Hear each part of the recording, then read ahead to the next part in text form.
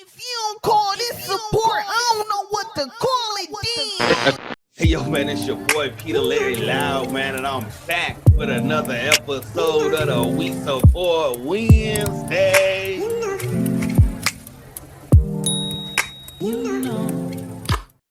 A.T.C. We Support Radio. What it do, world?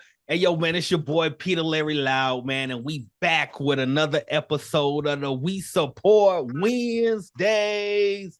And today, man, we got the homie John Connor returning, man. This is our second one, man. Look, Yes, sir. I just want to say thank you, man. You kept your word after the first one. You said that we was gonna stay locked in, man. We was gonna keep it going. So, man, let's just really just pick up where we left off at, man. Where we left off at, you was in the midst of getting ready to drop the Delirium album, man. So Wow.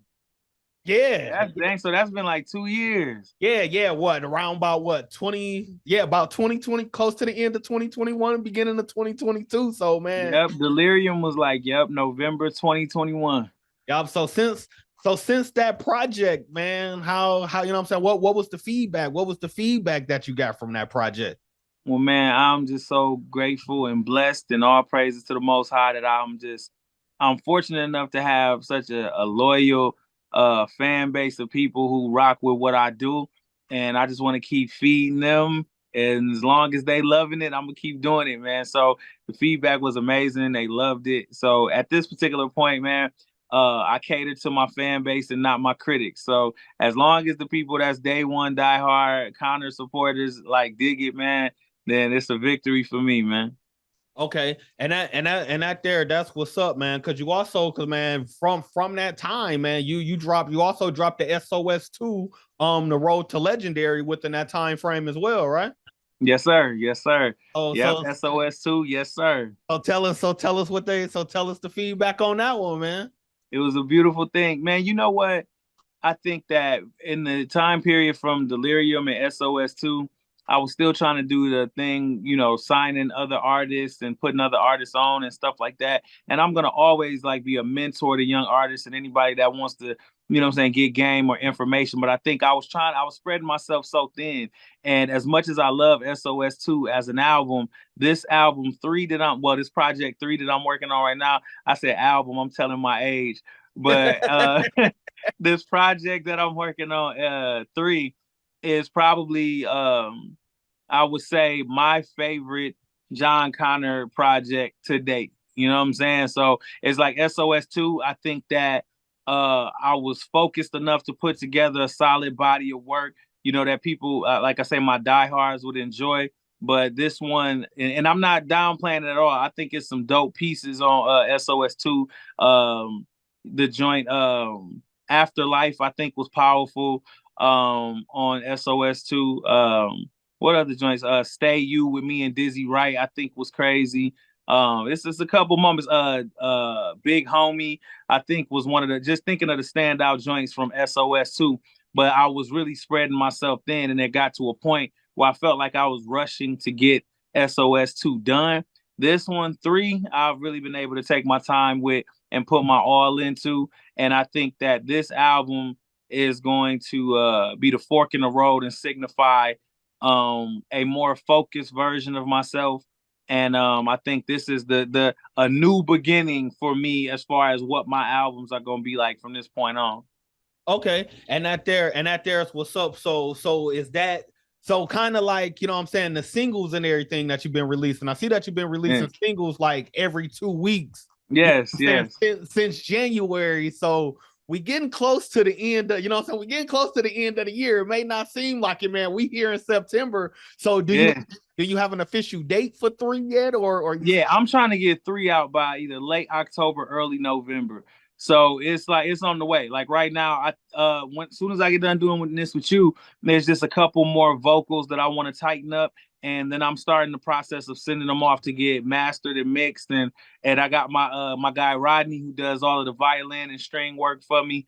So we about to do post production, which is only probably gonna take me like a week and a half. And I just want to give y'all something. I just want to give y'all some art that y'all gonna listen to for a long time to come, man. So with this one here, as far as for production and features and everything. Who can we expect far as like from some of the production and features? Are you ain't trying to get none of that up yet?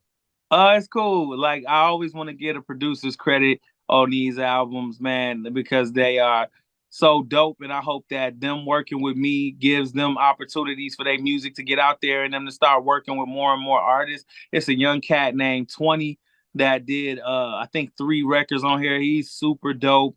My man Focus. We met when I was at Aftermath. He's got a joint on there. Let me think. Ooh, it's a lot because it's a lot of new cats. It's a lot of new cats that's real hungry and they doing their thing. So I'm trying to remember who else can I remember offhand?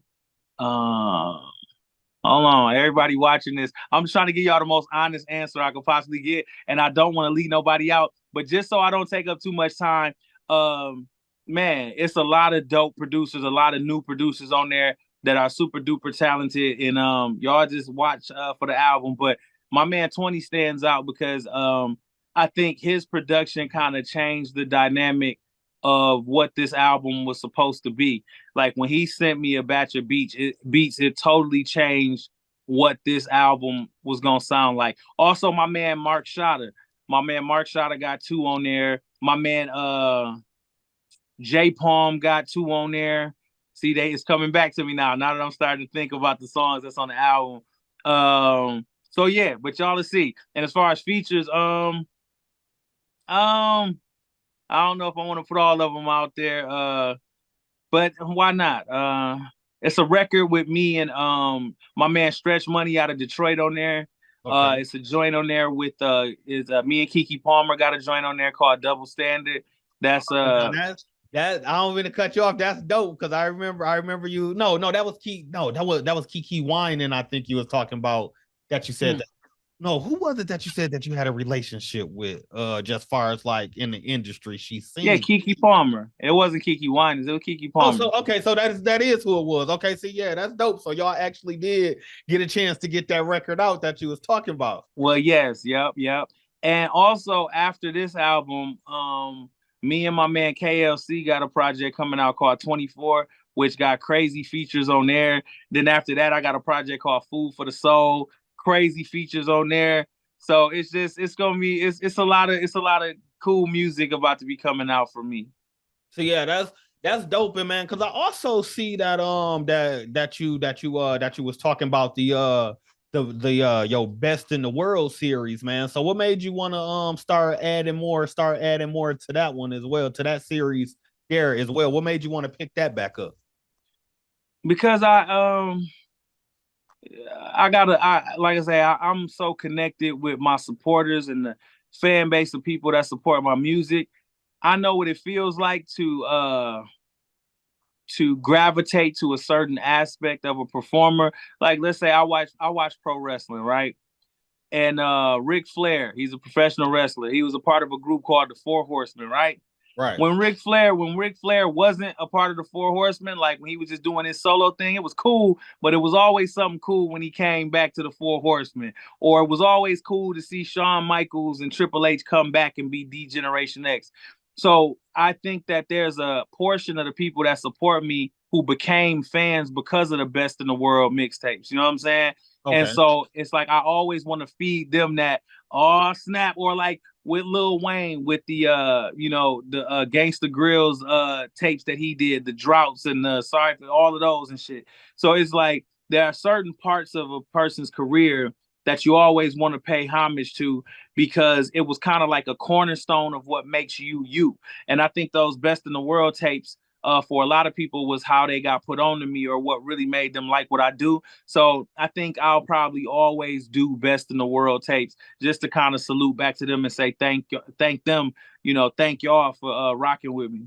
Okay, that makes sense. So pretty much just touching back on the roots and giving back, you know what I'm saying, Yeah, to absolutely. that core audience, that core following, which is dope, man. And I feel like a lot of artists should actually, you know what I'm saying, do that. Like it's cool to, you know what I'm saying, move with the trends that the music and everything that as music move along, but it's still also good to go back and, you know what I'm saying, just remind the people like why we started supporting you or why they started supporting you. So Absolutely. that there is dope. So man, being that you were signed to a major and now that you know what I'm saying, back independent, you know what I'm saying, what is some pros and some cons far as like for both that you would say?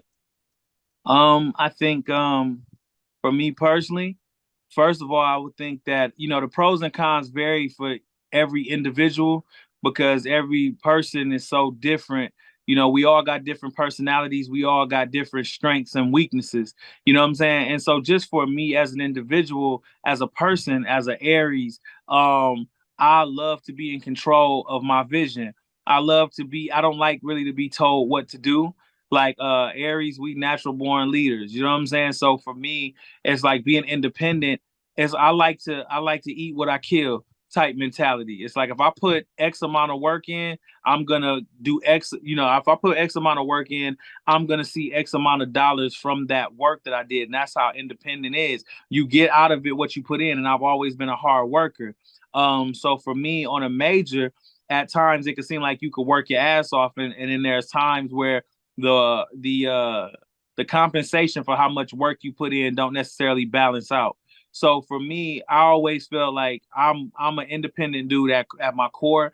I came up in studying that era of hip hop where you had Master P selling CDs out the trunk of his car. You had all of them cats from the Bay Area, you know what I'm saying, doing the independent thing out the trunk of their car. And those are the stories that I read that made me want to get into hip hop. So my roots are selling my tapes in elementary school, selling my CDs in high school. Back in the day in the early 2000s, taking trips with me and the homies with our promotional shirts on and being my own street team. Like I've had to do all these things, so I've never been a stranger to hard work. So for me, independent just makes more sense because it's like I don't have to split a whole bunch of money with a bunch of people who ain't really doing nothing and don't care about my art. You know what I'm saying? It's Right. like you see the benefits and you reap the rewards from how much you put in. And sometimes I feel like with major labels, it's a lot more leeches around that get paid off of your hard work. It's a lot of just politics and a lot of unnecessary stress and honestly a lot of unnecessary people who kind of just take up space. You know what I'm saying? At the end of the day. That makes sense, man. And speaking, you know what I'm saying, and you spoke on like the Master P's and just they grind and how you and your team used to be. Correct me if I'm wrong, because it's like I want to say you was the first artist from Flint that actually did it, but when you first started off, like when you used to really just like, you know what I'm saying, take the Greyhound bus to a lot of places doing your promotion, right? That's a fact. And I used to see, be on them Greyhounds, bruh. and man, what's crazy is because people, you know what I'm saying, because this was like back in 2018 or so when I said that to a few of my homeboys, like I told them, like, man, let's go on a poor man tour. And they didn't understand that. And they like, what you mean? I'm like, man, look, because this is when I was staying in Ohio as well. I'm like, man, look, if y'all not hip to this Flint artist, John Connor, like, man, listen, he really used to take the Greyhound from Flint all the way to the other side of the country. But it was like what you was doing was, you know what I'm saying? Like I'm explaining to him, like, man, every rest stop that we stop at, we're in another city, we Yep. could be in another state, and we're gonna have time to, you know what I'm saying, interact with different people. So far as with that, like, man, what really made you just think like, yo, this is something every time I jump on a road, every time I jump on a Greyhound, this is something that we need to do? Because man, before I'm a rapper, before I'm anything else, I'm a spiritual person and I'm a believer in God, right? So sometimes, they say if you take one step, God will take two. So the thing is, like, at the time I was from Flint, we didn't have the means to or the money to, so we had to figure out any way we could. And I think with me jumping on the Greyhound was just like it was like I'll do anything to be able to get people's opportunity. And when you're chasing your dream, you have to be willing to do anything and whatever it takes. So for me, that was whatever it takes. If I don't have the money and finances to do something, I could buy a bus ticket and if I go from Michigan to Florida, I know that I'm hitting a bunch of states in between. And then if I pass out these CDs at bus stops, then who knows? Who knows? somebody could, like Jermaine Dupri cousin could be traveling by bus or something, and they end up getting my CD, and the CD end up being in a car. And then, this is the way I was Right. thinking back then, that you don't ever know what God's plan is to put you where you're supposed to be. All your concern should be is that you're doing everything in your power to put yourself in position for God to take the next 2 steps. So for me, that's what it was always like. It was just, okay, I didn't care where I performed at. If I was performing in little hole in the wall clubs with one way in and one way out and ain't no security, I was gonna do it, because my train of thought was, you never know who's gonna be in this club or who gonna see me at the club and go talk to one of their homies about me. And you just have to always be ready and willing to put yourself in position.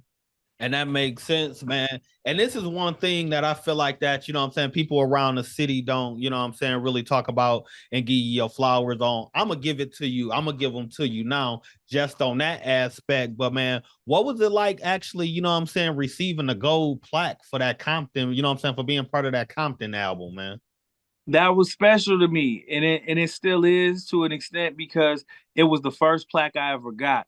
And so it was like, seeing it on movies and TVs, it's like, this is a symbol of recognition for all of the hard work you put in, where it's like, wow, I did something to where it reached, massive amounts of people. I still got to get a plaque for when my album Unconscious State charted on Billboard, because that was important to me as well. That probably meant more to me than the Compton plaque, because Unconscious State charted on Billboard from me making music out of my mama's basement. I did that in Flint, Michigan. Like, you know what I'm saying? And that was just Oh, wild to me and everybody that was around me, because it was like, yo, it don't matter where you at. All that matters is your work ethic, your faith, your belief in yourself. And so, yeah, I definitely, me and my assistant Lindsay, we was talking about that. Like, all of these albums that we about to put out, we gonna make sure we get a plaque for this one, just because our plan is to we got a specific time schedule of how we want to release these albums. And I told her, like, at the end of it, we definitely got to get a plaque for it. But the plaque for Compton, it meant a lot to me, still does, because like I said, it was like a pat on the back, or a physical pat on the back, for all of the hard work that I had put in. And then also being able to work with somebody as legendary as Dr. Dre, when I remember being in my mama's basement and people telling me, who you think you is, Puff Daddy? Who you think you is? You ain't Jay-Z, you ain't Kanye West, you ain't Dr. Dre. And it was funny that it was like, I never wanted to be those people. I wanted to be me, John Connor. But it was ironic that it was like, all the people that ever hated on me, it was like, my talent was good enough to make it. My talent is good enough to work with the greats, when people always tried to tell me that I wasn't one of the greats when I was on the come up. So that plaque meant a lot to me, because it was proving all of the haters wrong. It was proving everybody wrong that ever hated on me for no reason. that's what's up, and I can definitely respect that. So, like, man, for people that don't know, what I'm saying, too much about your upbringing and everything, like, man, what was it like for you growing up in Flint, man? For me, it was I kind of talk about this on the album 3. It was interesting because I went to private school. I went to St. John Vianney on Bagley Street, and I went to Powers Catholic High School, that is on Carpenter Road, where it used to be on Carpenter Road in Flint. But then I grew up on the north side of Flint. So it was like, in one sense, I grew up around predominantly white people in the school that I went to, but then I grew up in the hood around all black people on the north side of Flint. So my upbringing in Flint was very interesting, because I was, for the first beginning part of my adolescent life, I was trying to figure out where I belonged, because at times it was, you too black for the white people and you're too white for the black people. You know what I'm saying? And so Right, yeah. I got to a point where it was like, you know what? I'm just gonna figure out who Jan is. I'm just gonna figure out who I am, and whoever like it, and whoever don't. And so my upbringing was so interesting, man, just figuring out who I was and how to exist in these two very different environments, man. But I grew up seeing the things that, everybody else saw in Flint, seeing the crime and the poverty and all of that type of stuff. But then I also had a side of my life where I would go to school and I would see how I would see how my friends at school, their lives weren't like that at all. When I would go spend weekends over my white friend's house, their life wasn't that at all. So it always kind of put in my head that excuse me, that there was a difference in mentalities from the hood to the suburbs, and that I wanted to strive. It always made me want to strive to have better because at a young age I was being shown better. So that was my experience growing up.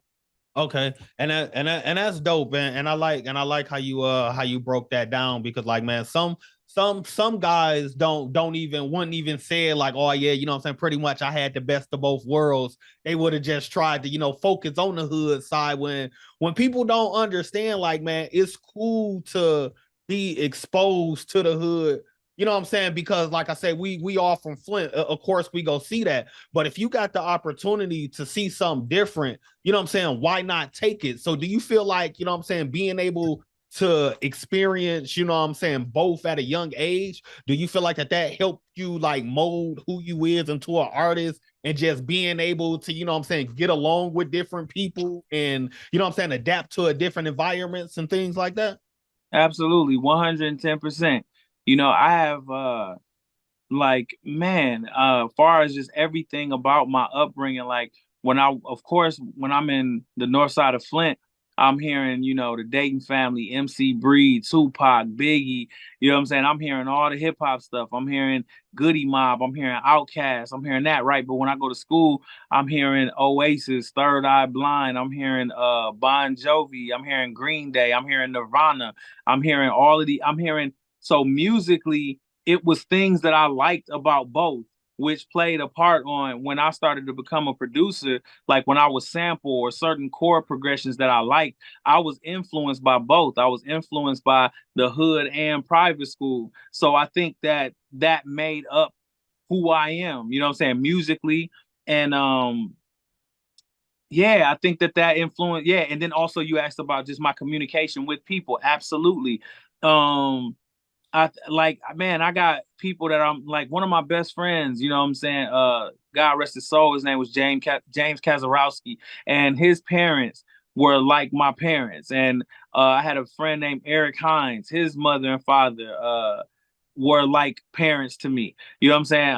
I had a teacher named Miss Wolver, white woman. She was like another mother to me. So it's like I had it on both sides where I had strong relationships with black and white people, and I understood not just how to communicate, quote unquote, like we do in the hood, or just quote unquote like they do in the burbs. I started to understand just there's a way to communicate to all humans that resonates with everybody, and it's just through love. People in the hood respect love just like people in the suburbs respect love. If I talk to you and I greet you out of love, you're gonna respect it. I learned that we shouldn't judge each other. You shouldn't judge a book by its cover, because some of the dudes that might look the most hood is some of the most intelligent dudes that I ever met in my life. You know what I'm saying? And then I've Right. also met people in the burbs that look preppy, but then there's some of the worst people, and vice versa. So it's like I learned by growing up in both of those environments, take the time to get to know who somebody is beyond just what you see. You know what I'm saying? Greet and appreciate everybody with love. And that's the universal language, no matter where you come from, is love. So it definitely shaped who I am. That's dope. That's dope. So man, so do you let me ask you this, man, because I see that you got a placement, that you got a placement, one shot, one kill on Mm. Call of Duty Black Ops 4. So like man, do you play Call of Duty at all? Man, you know what? They probably they gonna hate me for this. I'm not a gamer at You're all. not a Like gamer at all? I'm not. I play the only game I can play on any console is Street Fighter, because I've been playing it since I was a little kid, and I'm kind of nice at Mortal Kombat. Man, But it's like that's just I'll telling your break out the age right there, man. You telling your age with those. I am, man. That's it. That's it, dog. If they come out with Mortal Kombat 75, if they come out with Street Fighter 88, I'm still gonna be playing it. So for me, man, yeah, I break out my old school Sega Genesis whenever I want to play video games, man. That's what's up, man. So another question I got for you, man. Being that you a big, you know what I'm saying, a big wrestling fan, man. Yeah. How did it feel, you know what I'm saying, landing the theme song for Scorpion Sky and Ethan Page? Like what was that like? It was dope. Yes, I'm a huge pro wrestling fan. Have been since music, movies, and wrestling have been my passion since before I can remember. And it felt good. It felt dope. I remember watching one of the AEW pay-per-views on TV, and to hear my voice on a wrestling pay-per-view, no feeling like it. I still got my dream ultimately is to perform at a WrestleMania one day. So I'm just putting that out in the atmosphere, but it felt good, man. Okay. So top five favorite wrestlers, man. Man, it's so many to name. I'll do it by era. My top five in the 80s and early 90s era would be Hulk Hogan, Bret the Hitman Hart, Shawn Michaels, Macho Man Randy Savage, and Mr. Perfect. The 90s and like early 2000s era, I'm going to say Stone Cold Steve Austin, The Rock, um, Stone Cold Steve Austin, The Rock. Ooh, wee. Scott Hall and Kevin Nash.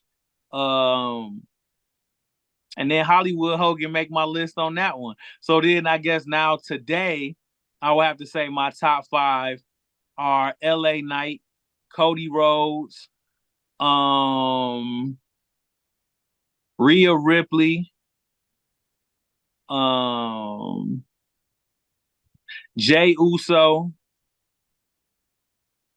and Jimmy Uso and Dominic Mysterio gonna share one spot together. So those is my top fives off the top of the dome for three different eras. Okay, see, I knew the ones that you said in the first two eras, but Yeah. when you got to the new era, like man, I've been out of tune far as with wrestling for a while. So when you start saying the new people, yeah, all those names came to a blur because they just recently had a WrestleMania like a couple months ago, didn't it? Well, WrestleMania SummerSlam was in Ford Field a couple months ago. So yep, it was SummerSlam that was at Okay. Ford Field. Yep. Did you attend that one? Oh, you know it. I was in there cheering with my wrestling shirt on. You know what I'm saying? I got my Cody Rhodes hat on right now. You know what I'm saying? Man. So yeah. So see, so that's what's up, man. And one more thing, man. Like we go touch on that too, man. To push it to the limit that you got on the CBS Sports Network for, you know what I'm saying, inside college basketball. Wow, you taking me way back. Yeah, man. I got all my notes and stuff up. Okay, Up today. okay, I said we go get to the nitty gritty on this one right here. So man, what okay. what was that like? You know what I'm saying? Being that we are from Flint, I'm quite sure, you know what I'm saying, you a Michigan. Let me ask you this. When it comes to basketball, you a Michigan or a Michigan State fan?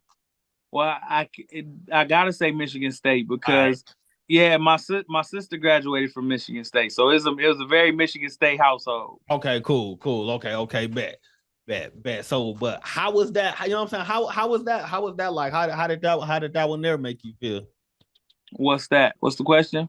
Just far as, you know what I'm saying, being able to get a song placement on the CBS Sports Oh Network for the college man, basketball. that was dope. That was like, man, it was so crazy because I was seeing myself on TV like every night. So you know what I'm saying? So it was crazy. So inside college basketball used to come on every night or every whatever day of the week it came out. I just remember I was on TV on a consistent basis. So that was the first time that ever happened for me. So it was just dope. It was just really cool, man. So yeah, no, that's what's up. So man, besides, you know what I'm saying, besides the three, you know what I'm saying, the three project that you got coming out in October, what else can the people, you know what I'm saying, expect from you far as like for the rest of this year and rolling over into next year, man? Me and DJ KLC 24. He produced all the tracks on there. Uh, got some dope features on there. I'll name a couple. My man DJ Paul from 36 Mafia, Fiend from that was on No Limit, International Jones as he's called now. Oh, My man Lil White from 36 Mafia is on there. It's a New Orleans sounding project with me doing what I do on it. And I've always been a fan of New Orleans hip hop. So it's just an honor for me to rock with KLC. who he produced Move Bitch Get Out the Way. He produced Down for My Niggas with C Murder and Snoop Dogg. He produced Make 'Em Say He produced like all the big No Limit joints, and he's actually the reason I started rapping. You know what I'm saying? Hearing his production is what made me start wanting to rap. So to 24 years later, man, be able to do a project with him, I'm excited about it. Project Food for the Soul came about while I was working on 3. I probably recorded like 200 records, man, making 3. And so out of those records, I'm like, man, I might as well make a whole nother album. You know what I'm saying? Yeah. Out of the joints that didn't make this album. So these songs were just as dope. It's just I felt like sonically they didn't fit the consistency of the sound that I created on 3. So it's like Food for the Soul are a bunch of records that I created around the same time that I was recording records for 3. So but that album is crazy too. A lot of dope features on there. What else coming after that? I'm working on my book, Tales of a Tumbleweed, which is on the way. It's another album. Oh, me and Tito Lopez got a group project we doing. Me and my man DJ Silk, who I met when I was at Aftermath. My dog, we got a project called 413 that's on the way. And I'm trying to make sure I don't forget. And me and my man iRock out of Detroit. That's like that project is like real boom bap, real hard hitting. The people that just want the bars out of John Connor, you're gonna get them on that project. Dope features on there as well. So it's a lot of music that I'm planning on coming out with in the future. I normally don't like to speak on my plans until they already happen. But all of these projects are pretty much done. Now it's just a matter of putting dates on them and releasing them. So I just can't wait to get this music out to y'all, man. That's what's up. And for the people that, you know what I'm saying, wanna just stay in tune with you and just, you know what I'm saying, look out for the music as everything, you know what I'm saying, roll out. How can they stay in the loop with everything, man? Well, man, just follow me on all my social media at John Connor Music, JONCONNORMUSIC. You can stay up to date with me on there. Follow my fan page on Facebook. Yeah, and that's the best way to keep up with me, man. See, man, and that's what's up, man. So before we wrap things up, is there any last words you want to say to the people, as far as for yourself or? Well, man, I want to say thank you for giving me the time and the platform. And after 3 come out, man, we're gonna have to do this again where we sit down and do a deep dive and breakdown and see what you think of the project, man. We can most definitely do that, man. And as always, I appreciate you for, you know what I'm saying, taking the time out your schedule and, you know what I'm saying, just coming through, you know what I'm saying, just coming through and showing love, you know what I'm saying, to the platform, man. For sure. So, and then to anybody watching, anybody listening, please go stream all of the new singles that I didn't put out. Go stream Selfish, Pre-Game Show, 2K, 2099, Revelations, They Live. Am I forgetting any of them? Let me see. I think it's more than that. I don't know. But go listen to all of the you've been dropping every 2 weeks since January. So yes, sir. So we here in what, September or so. Yes, sir. Oh yeah, Gems. It's some more, but yeah, yes, every 2 weeks since January, just to get y'all prepared for these projects on the way. So man, just thank y'all for supporting me. Thank you to anybody who's ever listened to a John Connor song, and thank y'all for supporting me. And I'm gonna do my part and just keep making sure I give y'all that music that gets y'all through y'all work week. And I just appreciate y'all, man. Man, y'all already know what's up, man. Y'all heard it here first, man. A.T.C. We Support Radio. We just had the homie John Connor in the building, man, and we out.